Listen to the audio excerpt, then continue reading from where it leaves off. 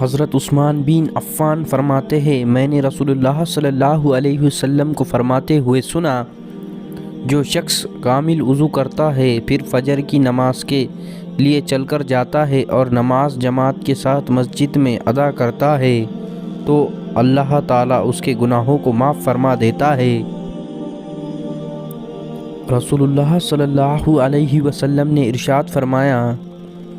آدمی کا جماعت سے نماز پڑھنا اکیلے نماز پڑھنے سے 20 درجے سے بھی زیادہ فضیلت رکھتا ہے۔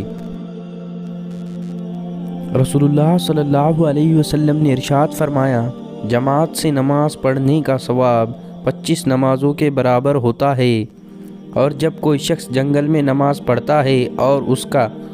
رکوع سجدہ بھی پورا کرتا ہے، یعنی تسبیح کا اطمینان سے پڑھنا، تو اس نماز کا ثواب 50 نمازوں کے برابر پہنچ جاتا ہے۔ رسول اللہ صلی اللہ علیہ وسلم ارشاد فرماتے ہیں، شخص عشاء کی نماز جماعت کے ساتھ پڑھے گویا اس نے آدھی رات عبادت کی، اور جو فجر کی نماز بھی جماعت کے ساتھ پڑھ لے گویا اس نے پوری رات عبادت کی۔ رسول اللہ صلی اللہ علیہ وسلم نے ارشاد فرمایا، جو شخص صبح کی نماز جماعت کے ساتھ پڑھتا ہے وہ اللہ تعالیٰ کی حفاظت میں ہوتا ہے۔ جو اللہ تعالیٰ کی حفاظت میں آئے ہوئے شخص کو ستائے گا، اللہ تعالیٰ اسے اوندے منہ جہنم میں پھینک دیں گے۔ رسول اللہ صلی اللہ علیہ وسلم نے ارشاد فرمایا، جو شخص 40 دن اخلاص سے تکبیر اولیٰ کے ساتھ جماعت سے نماز پڑھتا ہے تو اس کو 2 پروانے ملتے ہیں، ایک پروانہ جہنم سے بری ہونے کا، دوسرا نفاس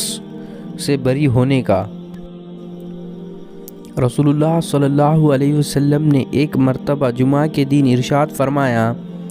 مسلمانوں، اللہ تعالیٰ نے اس دن کو تمہارے لیے عید کا دن بنایا ہے،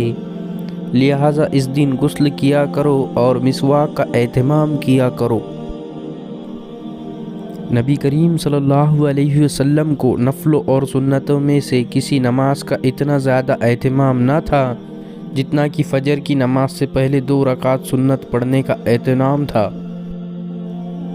رسول اللہ صلی اللہ علیہ وسلم نے ارشاد فرمایا، جو شخص ظہر سے پہلے 4 رکعت اور ظہر کے بعد 4 رکعت پابندی سے پڑھتا ہے، اللہ تعالیٰ اس پر دوزخ کی آگ حرام فرما دیتے ہیں۔